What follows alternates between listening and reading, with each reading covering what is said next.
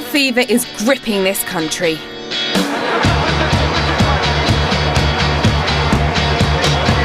The World Cup is coming to South Africa because of one man. A man who stands for peace, equality and freedom. That man is Nelson Mandela. I've come here to South Africa to find out how he's transformed this country from international villain to a global superstar player. How did he do it? And what can Nelson Mandela's life tell me about being human? Nelson Mandela! For me and millions of people across the globe, Nelson Mandela is the greatest man alive. Where human beings are being oppressed, there is more work to be done. It is in your hands now. Everyone, including the most famous celebrities, want to get close to him. But what did Mandela do to get such an incredible following? I'm travelling across South Africa to unlock the secret behind the Mandela legend.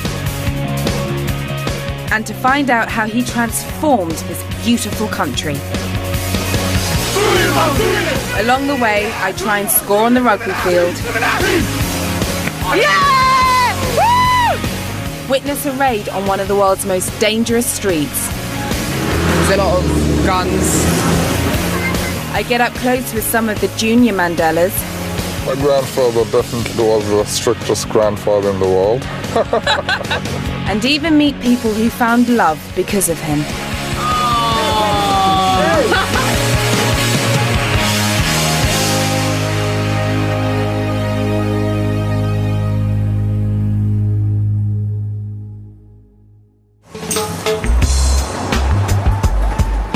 I'm Lenora Critchlow, and my other life is an afterlife.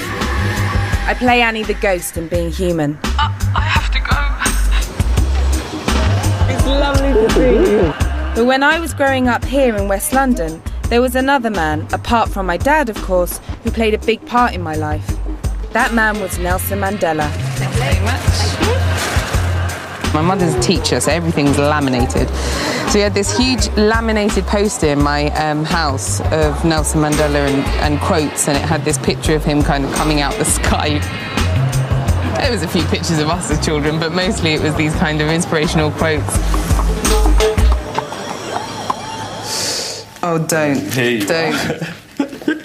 No, I was a tomboy, that's why. That's our mum. It's me with my dad. The reason why Mandela was so important for me and my little brother Knowlton was because our dad was fighting for black rights too, here in Britain. I found that one. Sweet victory for Critchlow. No compromise to racism. Dad saw racism firsthand. When I was very young, the police raided the restaurant he ran, and he was wrongfully arrested several times. And then when you see like the police and just look. Very oppressive. Oppressive and threatening. Yeah, it's not right. We've still got the video my parents made of the moment when Nelson Mandela was released from prison after 27 years.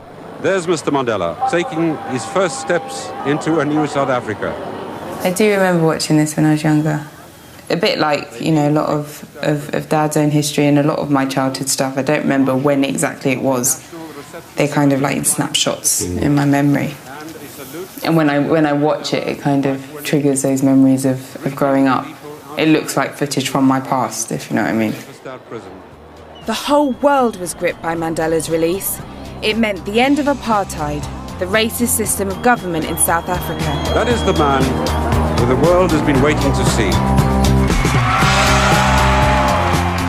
And Britain went crazy when Mandela visited London in 1996. I want to assure you that I love each and every one of you here without exception. So this bridge here is that bridge there. We've got Brixton Station and Atlantic Road here. So under this bridge, in 1996, there was a hell of a lot of people who turned out to see Nelson Mandela. It was like the the second coming of Christ. That's the feeling. Wow! Bring it home. Yeah, okay. Everyone was just felt like loving each other because he's a great man. This is words could fail me to really describe the feeling. It was just I've never felt that feeling about anyone. My brother shook his hand like 3 times. He kept running to the end of the line. How old is your brother? 9. 9. See, at 9 years old, he knew to get as many handshakes with Nelson as possible. Every time I look at him, he just has this calm face. It's like really superficial, but it's like, oh, he's a nice man. You can tell. Yeah. He was here.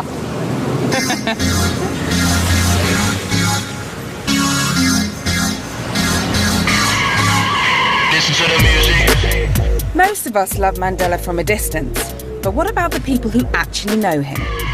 I'm off to meet Sir Bob Geldof. And straight away, he's revealing there's another side to Mandela. There's so many people. Well, he's got to fancy you no end, even though he's 967 or whatever age he is. You know, he's got to come on, like, you know. My word. Well, if he does, it's Nelson Mandela. I would there you go. Fly home just on that. But the thing is, you actually do want to. I know it's crap, but he's sort of cuddly, you know. I mean, it's so bizarre that in my life I get to know someone like Mandela. I mean, you know, and you know, people say who's the most, you know, you've met all these people, who's the most impressive person. It's a terrible cliche, but without a shadow of a doubt, the most impressive person I've ever met is Nelson Mandela, you know, because he's a great guy, he's very funny, he wears seriously happening clothes, adores women, loves kids, you know, I mean, what's there not to like in this guy, you know? It's time for me to head to South Africa for the first time ever. I can't wait. But I'm also a bit nervous. Everyone's told me my life's going to get changed. So, change is good.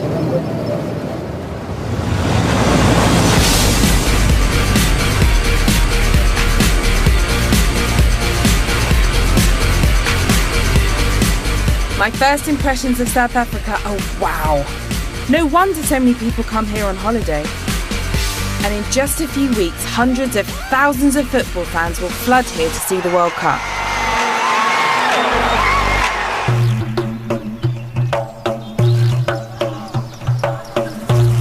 Back in 1995, the country found itself hosting the World Cup played with a different shaped ball. I can't believe my luck. 15 rugby players from the local uni, all to myself. Please don't drop me, this is my business, okay? No one's given the South African football team much of a chance of winning the World Cup. But back then, the rugby team got all the way to the final, and Mandela put in a special appearance. Nelson Mandela came into our change room before the game and wished us luck. Well, it was interesting. He didn't just come in and say, "Good luck, everyone." You know, he came around and shook all our hands, and he had a little message for each person and it was very clear. He knew the game, and he spoke to each guy about his little role. And most significantly, he wore the Springbok shirt when he came in. You know, that was just unbelievable. All right, so it was Inspired by Mandela, Joel Stransky scored the winning kick in the last minutes of the match. Show us how it's done, Joel. Oh! Yeah!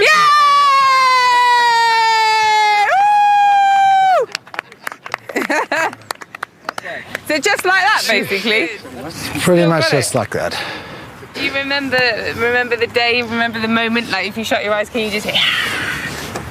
Probably not. I think there was so much going on around that time politically that I think the rugby memories fade. If I think back of some of the things that are most vivid in my mind, it's the political issues. It was Nelson Mandela. It was, the celebrations afterwards and people of all different cultures and races celebrating together. And there's no doubt that at the time, the nation did unite around us. And absolutely. It wasn't because of us, the rugby players. It was because of Nelson Mandela. That was really... I'm right here, guys. At the time, rugby was seen in South Africa as a sport just for the whites. Things are very different now. Token white guy. There's always one. As I understand it, and correct me if I'm wrong, the fact that you're the token is actually quite a new thing, in the sense that this used to be a white man's game. Is that true? It's not completely true, because there's a lot of rugby played by black people. It's just that it was never in the limelight. Much as I'm like the only white guy on the team, I enjoy playing for this team. I love it. Yeah. But you know what? At the moment, it's not really a colour thing. No. A race thing. Which is lovely. Isn't that nice? It's a sport. That doesn't come into it. So here's my next question, big question, is what does Mr. Mandela mean to you guys? You know when they say someone's a father figure to you, and you don't even know that person? That's Mandela. Everyone has a role model, you know, and I think every child in South Africa would say it's Mandela.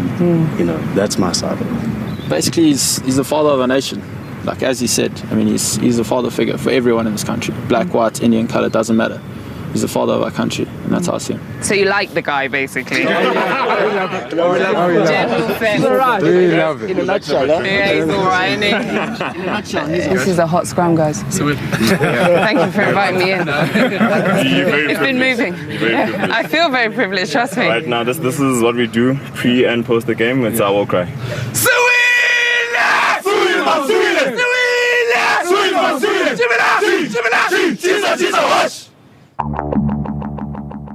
When Nelson Mandela was a young man, South Africa was a very different place. White people, who make up less than 10% of the population, ruled the country. Racist laws made to keep blacks separate from whites meant black people had to live where they were told and couldn't even travel without permission. If the police stop an African and he has forgotten his book of passes, they put him into jail.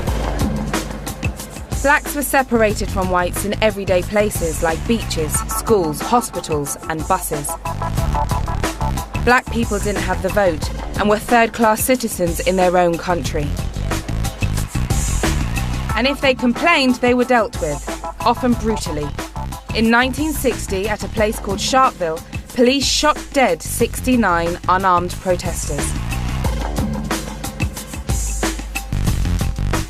This terrible massacre helped convince Nelson Mandela to become a freedom fighter. He set up the armed wing of the government's main opposition, the African National Congress, the ANC. And so the white government threw him in jail. You can set me free or bang me up. Just stop torturing me, tell me what you're gonna do. I'm heading to the island prison where Mandela served most of his 27 years inside.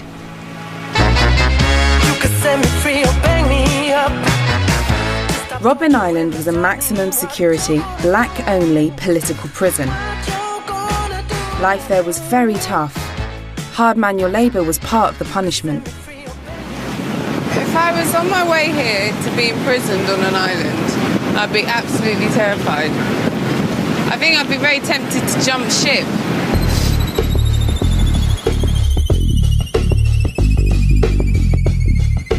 There are no prisoners here now, but they've left the building standing as a reminder of the past.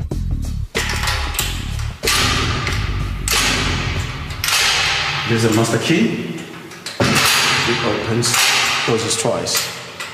I say I'm doing it gently.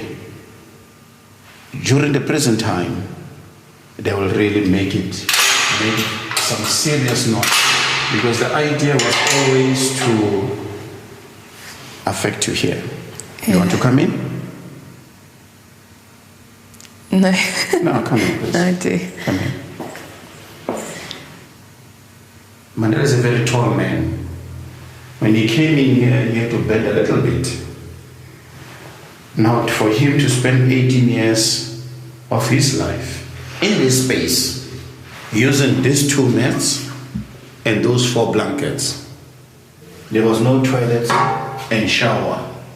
And so this is what was used. And if you don't like small spaces, well, this will be the wrong place for you to be in. Do you have a question?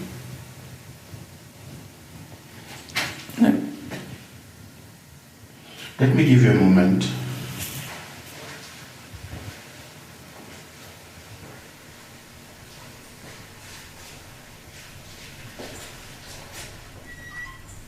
standing here, in Mandela's actual cell, it all starts to feel so much more real and so much more cruel. Almost 20 years in a place this size. How could anyone cope? When apartheid was at its strongest, we needed a symbol that will capture that struggle, and Mandela became that symbol. Mm-hmm. Hundreds of political prisoners were held here in these tiny cells. My guy Dede was one of them. This is the cell I was kept in. 6 years and 5 months of my imprisonment was spent in this cell. You're going to think this is weird, but for me, I've developed this system. When I have my rough days in the prison, tours, when everybody's gone, I come back here. I sit here. Sometimes I cry. Sometimes I think about my father. My father is my hero. And I never got to bury my father.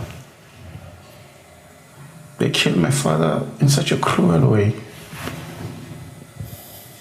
He opened a letter. The letter passed a bomb and it blew him up. And they found a head there, a torso there, a leg there. My father was reduced to a black plastic bag. You understand?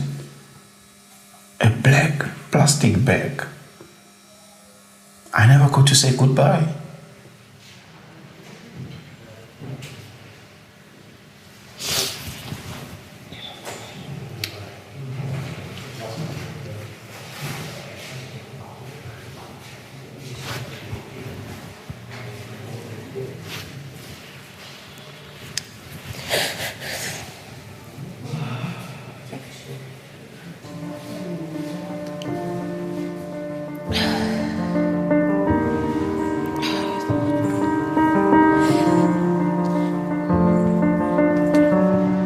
Dede, you're a brave man. My father's my hero too. Yeah? Went to prison too. Okay. He's still alive, but he's ill. Oh, man. But, you know, I just, like you say, Mandela is the name and the symbol, but there's so many men. And you just think, you know, that these just cheap life. Yeah. I understand. You know, a black life, African life, so cheap. That's the thing. That's the thing.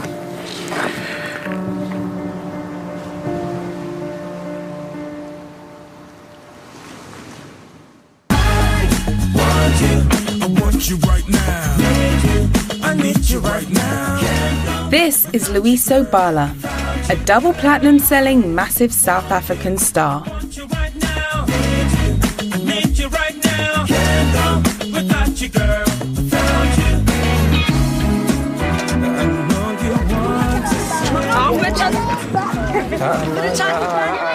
In his home township, Loyiso is now a bit of a celebrity. When Mandela was in jail, Loyiso was growing up on these streets, living every day in fear of the white police. The one thing that really kind of got to me was the way that, you know, the system would actually come in and infiltrate us within our own, you know, like within our own communities. For instance, like there'd be police going up and down, you know, like in trucks, day in and day out, you know. On this road, up and down. On this exact road. You know, the thing is, if you're going to call it apartheid and you say that people might be segregated, then leave us alone. Do you know what I mean? And then, you know, if you don't want us there, then leave us alone. But for kids like Loyiso, Nelson Mandela was a hero. Nelson Mandela, yeah, when I grew up, Nelson Mandela was sort of, you know, like in the fairy tale when you read the book and you hear about the prince is going to come and, you know, like going to come and save, you know, the people. That was Nelson Mandela to us. He was sort of like this mythological hero who would one day come out of prison and, you know, like, and save us. You know what I mean? Hi, I'm Lenora. That's my mom. I'm staying the night with Luiso's family. Lenora, yes, Hello, yes, Lenora. Pleased to meet you. Before dinner, Luiso lets me in on a little secret. When I was like 4 or 5 years old, and they would ask me, "So, what do you want to be when you grow up?" I said, "I want to be a white man." That's brilliant. Oh my gosh. You know, and that's how sad it was. As much as like maybe that's just dreaming. Because I thought like I thought that like that was that was the change. That eventually would be like, we'd be white people. That's how life kind of gets better. There's a lot of food. Oh, nice. Thank you very much. Luiso's uncle was involved with the ANC during apartheid. The police arrested him and tried to turn him into an informer. When I was in that solitary confinement, I was always visited by the security police. They will always beat me, wanted me to say what they want me to say, because what they wanted me is to tell people that so-and-so is doing whatever so that they can go and harass that person and kill them on other instances, So I had to resist myself and say, I cannot give them this information. It was about breaking your spirit up to a point where you couldn't rise, you couldn't think, you felt inferior. What really strikes me is just whenever you talk about fighting back, it's never from a place of anger, it's never from a place of resentment or blame. It's much more a thing of, that you were fighting for equality. Obviously, this is about Nelson Mandela. But I see where Nelson Mandela gets it from, basically.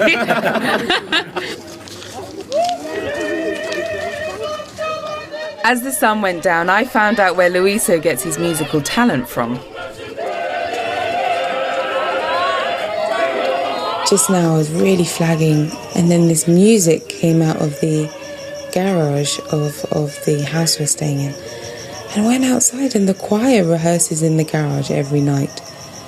And this music just went straight to my core, and just like an injection of, I don't know, I've never taken Pro Plus, but like Pro Plus, it just invigorated me.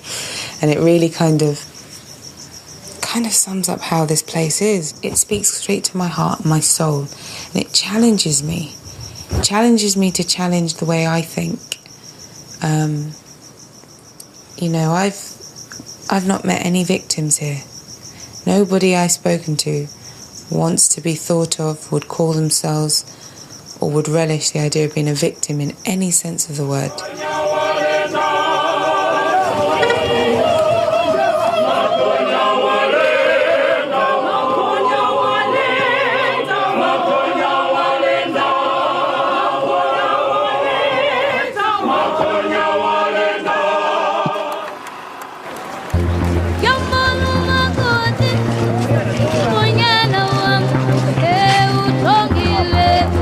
When Mandela was released from prison in 1990, South Africa turned into one big party. People had been waiting for years for this moment. But the moment passed. Almost immediately, the country plunged into bloodshed and violence. Some white people hated the idea that Mandela had been set free. And some of South Africa's rulers deliberately caused violence between the country's different tribes, with shocking results. They used to form these columns, almost like the houses. And as a young journalist, Tandika saw the worst of it. You see this machete that was very typically used by migrant laborers, like the men who are around us now. This kind of violence was typically called necklacing. Here you see a man aflame. And how it was done is that people would put a necklace over somebody and then ignite it. So it's divide and rule, and it's divide and rule of the most vicious type. Yeah. To make it look like black on black violence. Yeah. And to give to the world an image of ethnic genocide, which never happened in this country. Yeah. And the minute that government was out of place and could no longer use state funds to sponsor this kind of thing, you saw a cessation of it. Did you ever see, white foot soldiers attacking? You know what I mean? Like personally, yes, they would. Let me show you some pictures of them. Here they are. Yeah. Here they are.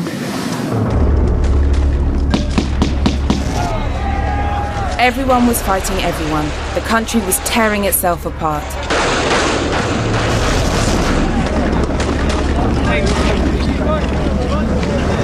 You people, let's get out now very quickly, okay? It was Nelson Mandela who ultimately stopped this violence. He told his followers to put down their weapons. Take your guns, your knives, and throw them into the sea. I cherish the ideal of a new South Africa, where all South Africans are equal. Mandela's time had come. The white president agreed to his peace plans. 4 years after Mandela was set free, there was an election and millions of black South Africans took to the streets to vote for the very first time. It was another incredible day for South Africa, and Thandika was in the crowd. I voted for the first time in '94. It was exhilarating because people just stood in the lines and started screaming. But we didn't scream inside the voting booth, because if we were to do so, we would disturb other people's right to vote. And if people have waited like 1,000 or 100 years to vote, you just don't disturb them when they're voting. And then you can really scream afterwards and throw your hands up. Yeah. I wish I could describe such an exciting voting experience. For me, it's more like, Lee, have you voted? Go in, Mum, go in. But, yeah, I shall never miss my vote again. I shall never. That is a vow. People quite happily queuing for hours to cast their vote for the first time as adults. I mean, that is really, it's just profound stuff to me.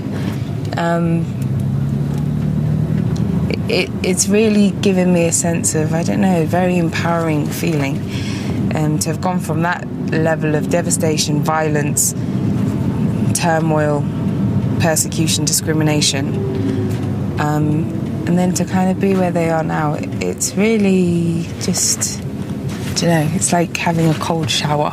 It just goes, wow, wow. I, Nelson Mandela, do hereby swear to be faithful to the Republic of South Africa. Mandela became the first black president of South Africa in 1994. Overnight, people who had hated each other before joined forces. It's amazing how one man managed to unite such a divided country.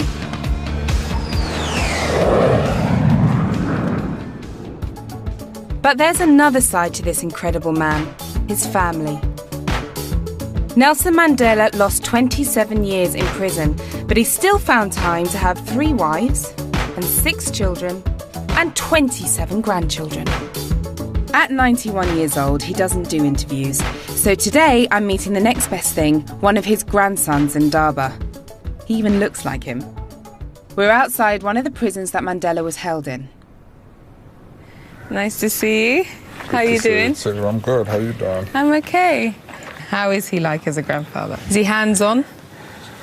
Not much hands-on, but whenever you meet him, he'll always ask you what you're doing. He is always interested. And what was your earliest memories of him growing up?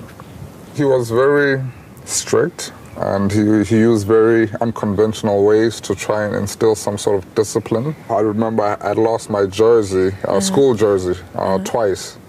And obviously he was angry, and he was like, you don't have any value for things, you're very careless. Today you must sleep outside, So basically... Sorry, I like that. Sleep outside. Yeah. Did you lose your jersey again? Nah. Job done? Sleep outside. Wow.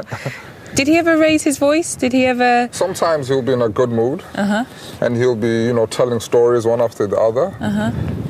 Sometimes he'll be just in a bad mood, foul mood, and he won't talk or say anything. And when he does talk, it's like, it's very stern, very hard, Mandela's family is part of a traditional African tribe, which has an extreme way of turning boys into men.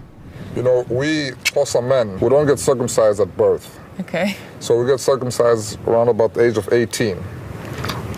And we go to a mountain. It's like a sacred place for men, and only a man can discuss it. And I'm not even allowed to say, especially to a woman, it's even worse speaking to a woman, because then totally respect you that. get the worst luck or anything. You can imagine, you're going to get circumcised, no anesthetics, no conventional medicine or drugs.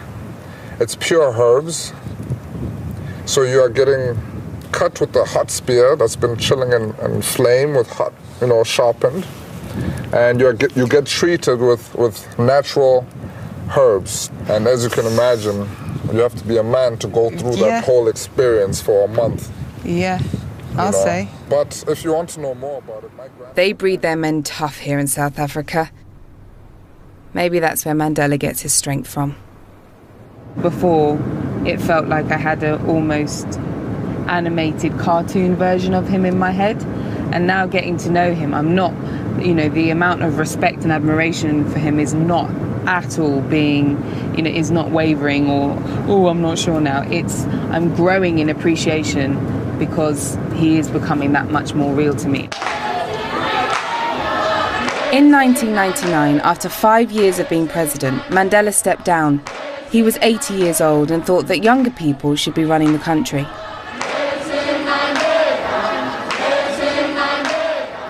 But instead of retiring like any normal grandfather, Mandela set off on a worldwide mission to get more things done for the country he loved. He used his image and his personality, including his unique taste in shirts, his charm and his celebrity friends, to persuade world leaders and people like you and me to support big causes like Make Poverty History. In this new century, millions of people in the world's poorest countries, they are trapped in the prison of poverty. But for Mandela, his biggest campaign of all is also very personal to him. AIDS.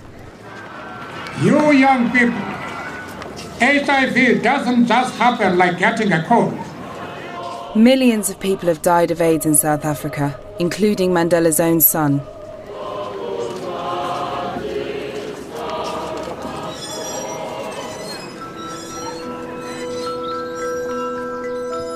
Another tragedy of the disease is that now 1.5 million children don't have parents.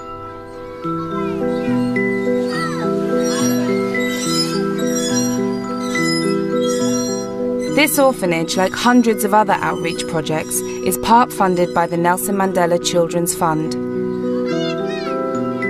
You take them as your children. You don't take them as other person's child.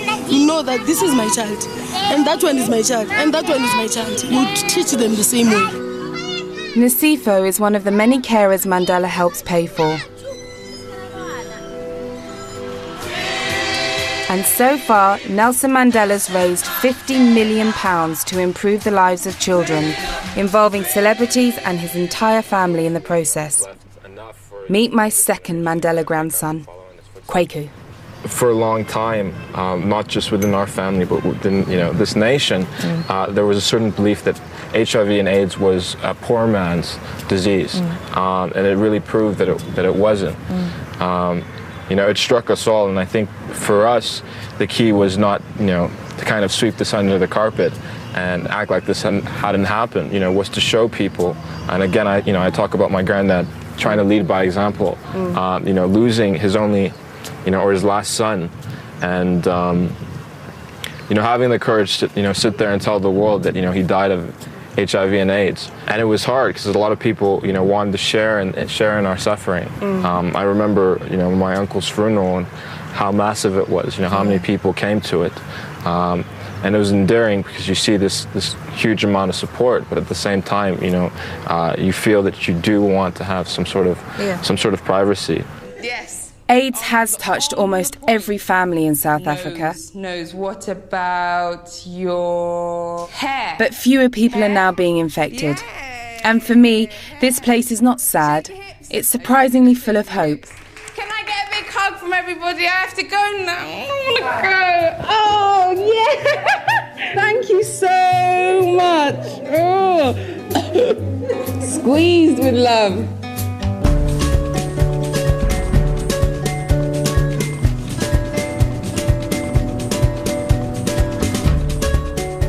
My journey so far has been packed, and I feel like I've seen so much.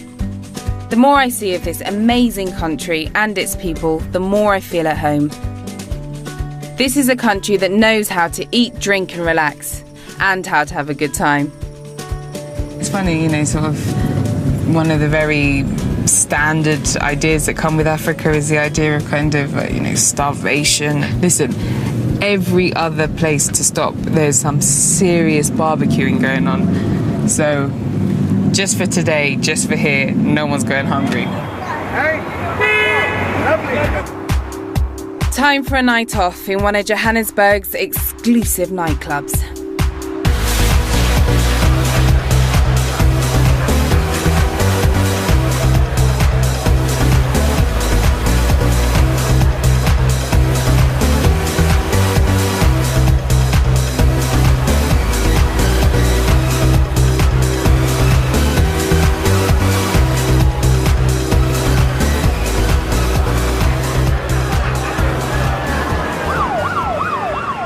But in other parts of this city, every night there's a reminder that South Africa still has big problems. Crime is massive on these streets. There are 18,000 murders a year in South Africa, and visitors to the World Cup have been warned to be on their guard.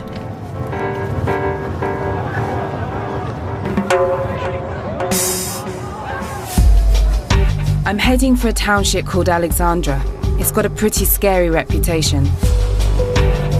It's not safe for outsiders to drive here at night, let alone get out of their cars.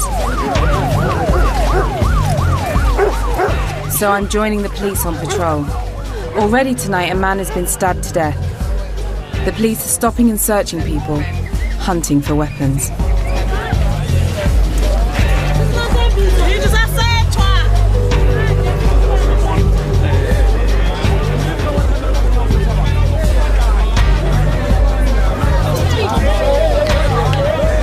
What's quite alarming about it is the route that we just took. I mean, the police presence was very, very heavy. There's a lot of cars, a lot of vehicles, a lot of guns, a lot of bulletproof vests, and a lot of heads. Like, the manpower was a lot. So kind of is a reflection of how, severe the crime is, if that's the counteraction, if you know what I mean.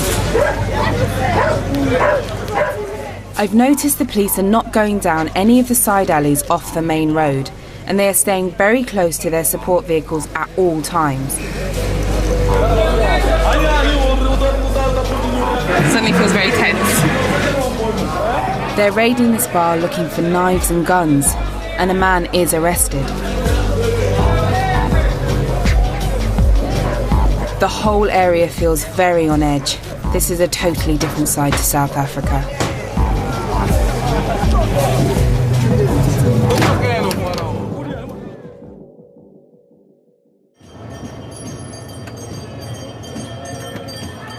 It's the morning after, and I've come back to Alex to see what it's like in the daylight. Being here this morning certainly feels like what was all the fuss about last night. Feels safe, feels open and friendly. Something about it being Sunday, and I've seen quite a few people obviously in their Sunday best.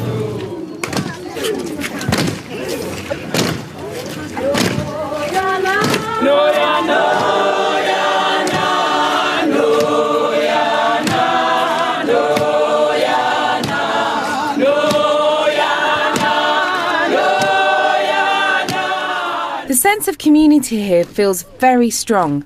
So why is there so much violence in this neighbourhood?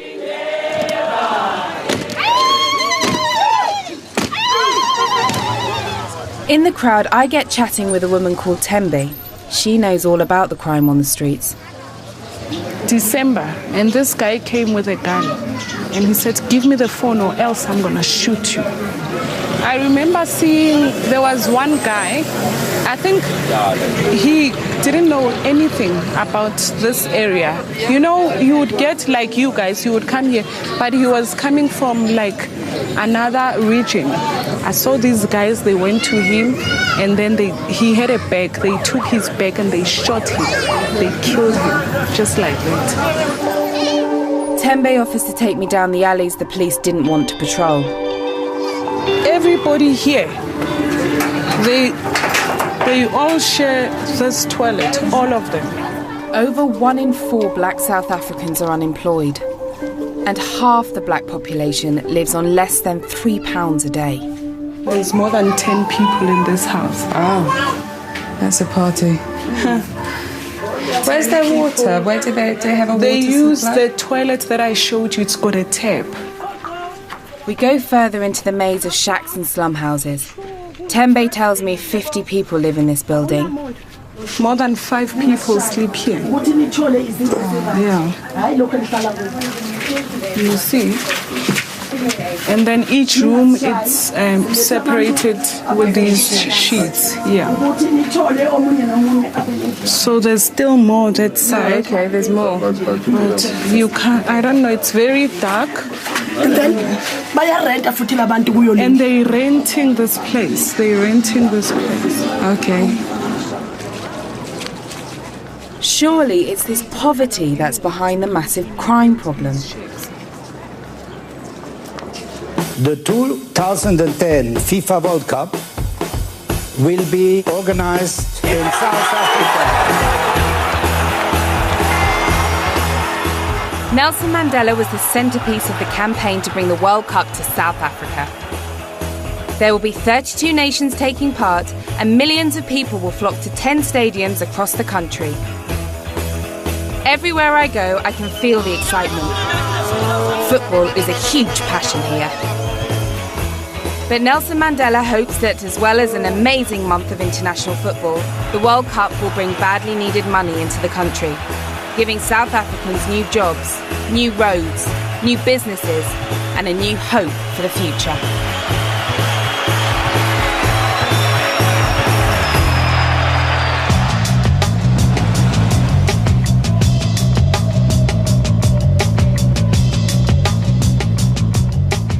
But for all that hope, the problems I've seen in this country are still a long way from being fixed. And I've heard that there are some people in South Africa who have mixed feelings about Mandela. My next stop is a township an hour's drive from Johannesburg, and notorious for a massacre 50 years ago, which will never be forgotten. Seppo is a human rights worker. In the first picture that you see here, there's where people coming. You can see it's a lot of people. That's more than a few hundred. Okay. You can see they're not armed. They're not carrying any arms. This is what happened subsequently. At the place where we are standing now, you can see all of these people have been shot. Most of them have been shot at the back. Most of them were running away as they were being shot with live ammunition. You know, official statistics say 69 people were killed, but people suspect that it's much more than that, you know. And that really brought the world attention to the brutality of what was happening in South Africa. Before that, you know, the world was in denial. Very, very significant side, because after this massacre, people got to know about what was happening in South Africa. Yeah. Hello. Hi, I'm Lenora. There are still people here who remember that terrible day. Hello, I'm Lenora.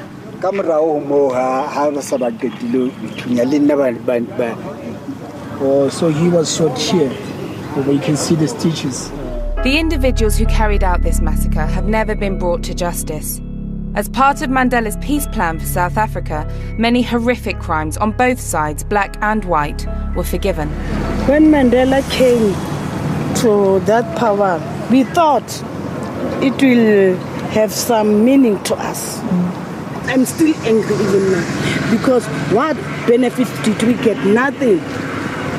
Even now, I'm still like this. I don't have job. We are just nothing. To our surprise, the perpetrators were given amnesty. Then Mandela, he just say, make peace.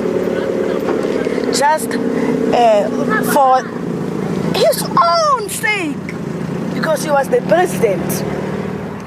And it's not just the older people who are angry. Just a few weeks ago, just before the 50th anniversary of this massacre, people went about in rampage, burning hospitals, burning schools. You can see this post office, is broken there, it's burned. People really very angry that our lives have not changed. I believe that, Nelson Mandela compromised too much. He pandered too much to white fear at the expense of black expectations and black hopes and all the principles of the struggle. The struggle was not simply about transferring power from white hands to black hands. It was also changing the living conditions of people. And that was betrayed. That never happened. The figure of Nelson Mandela camouflaged the selling out that was happening. At that moment, that was what other people argue. It's an important. One can't ignore opinions like that. It's the first time on this trip I've heard anything negative about Nelson Mandela, and meeting those two survivors of the Sharpeville massacre has given me a restless night. I found it hard to sleep last night thinking about it. I found it hard to shut off. I look at these two people in front of me and I feel like I owe you my freedom. I feel like you've paid such a price and they're still paying a price for me to have the opportunities I have, for a couple like my parents to even be okay and have children. I feel like I owe them so much. I feel like without these individuals, where would we be?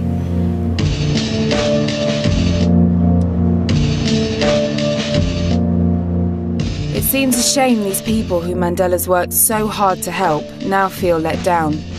But I'm finding out this is a complicated country. He, Mandela the man, is becoming a lot more three-dimensional, a lot more real. And that brings with it the flaws, the things that aren't finished, and perhaps some of the things that weren't done so well, if I can say that. Or the mistakes. We all make mistakes. And some black South Africans think the biggest mistake Mandela made was leaving huge amounts of money in the hands of the whites, instead of spreading it around. It brought peace and economic stability to the new nation, but not the equality that Mandela may have wanted. I'm heading to rich white South Africa. Many whites now live in ultra-secure compounds because of the high crime rate. And despite their wealth, a few of them are very unhappy with the new South Africa. Hello, Joe. Yes. Hi, Joe. I'll let you open up your... Very secure. Hi, I'm Lenora. Pleased to meet you. Pleased to meet you too. They weld these bolts to the whole system so that they cannot be taken off the wall. And we have lights here. We've got lights over there, everywhere, just to make sure that there's nothing hiding in any corner. And you're in a gated community. I mean, seriously, this does look like prison bars, doesn't it? It's like the house is built like a cage, basically. The house is built. If there's a fire in here, and it's here, we can't get out. Oh my gosh. Can't win. Johannet has been the victim of violent crime before. So everywhere she goes, she carries a walkie-talkie that's connected to a neighbourhood response team. Johannet thinks that Nelson Mandela's project to unite South Africa's people has failed. In terms of the future of South Africa, I think that we have had 16 years to prove that we can stand together, and we haven't proven that. For me personally, I would say that it would be better for my people, for the preservation of our culture and our language, to be separated. And How would that work? I don't quite well, understand. basically, there is a group in South Africa that is actually working towards this. They are called the Volksraadsverkiesingscommissie. And this commission, what they are trying to do is to gather all the people of our culture and vote for our leaders of our new country. Do you think that's a better goal to be striving for over integration? Yes, I believe it is a better Why? goal because Europe is not one nation. All the countries in Europe have got their own culture and their own language, and they want self-determination. If you throw all of them together suddenly, it's not going to work. Is it ridiculous and naive to think that these differences in culture and language in South Africa's context could live harmoniously together? Is that a silly thought to you? Well, it's not silly. If it could work, it would be great. But I think South Africa is not going in the right direction. It's not going in the right direction for my people, my Afrikaans people. We are being treated as second-class citizens. That part about being separate and having, you know, her and her people, as she puts it, having their own separate part of Africa, their own country in essence, I just like... this just sounds a bit like repackaged apartheid to me.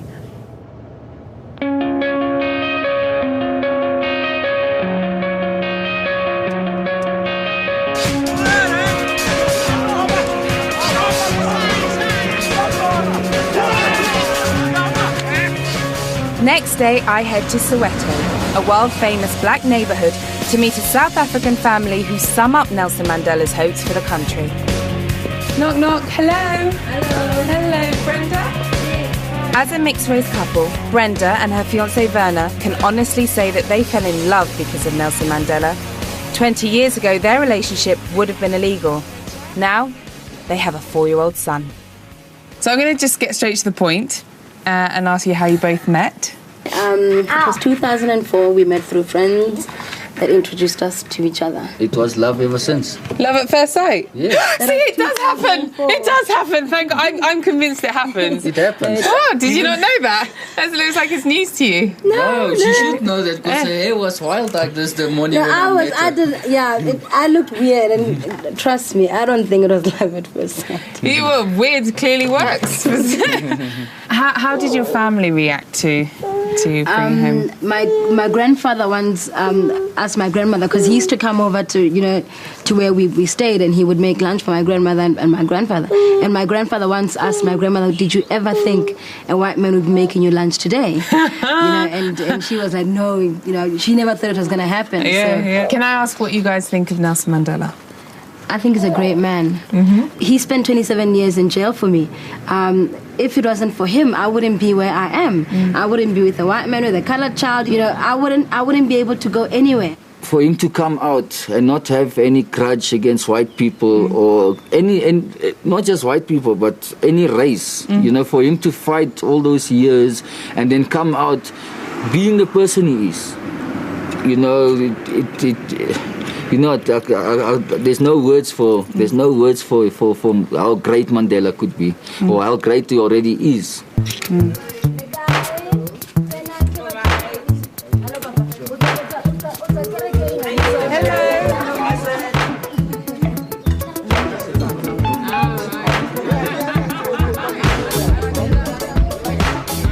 Mixed-race relationships like this are still not common in South Africa. But I'm pleased to say that most of the people I've met on this trip see nothing wrong with them. And that shows just how far Mandela has brought this nation in 20 years. This place still does have some serious problems, but I'm hopeful, really hopeful for the future here.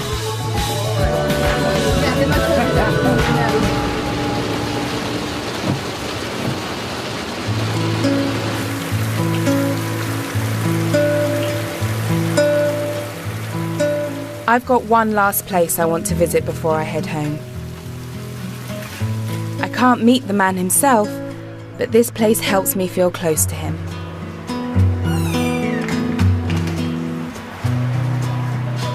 It's the house Nelson Mandela lived in before he was arrested, and the home he returned to after his release. It's actually really nice to be quite still in this place, and that the rain coming down is something very calming and soothing about it, something very brings it alive, really, brings this place alive. I think it helps that I have a very vivid imagination, and I can imagine this place being alive with a family. I think it just really brings home the fact that he was just an ordinary guy who's done something pretty extraordinary. It's been a long and emotional journey for me. Mandela has achieved so much. He's ended apartheid and avoided civil war. He's forgiven the people who put him in prison, and he's given hope to oppressed people all around the world. Yes, Mandela may have made mistakes, but we all do. For me, coming here has convinced me that Nelson Mandela really is the greatest man alive. He shows us that we don't have to be victims of our past, that we can let go of our bitterness, and all of us can achieve greatness.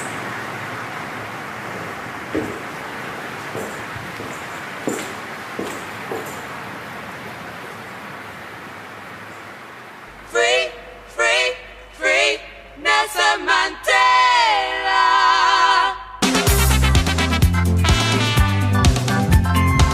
For an exclusive interview with Lenora Critchlow, just go to the BBC Three website and click blog.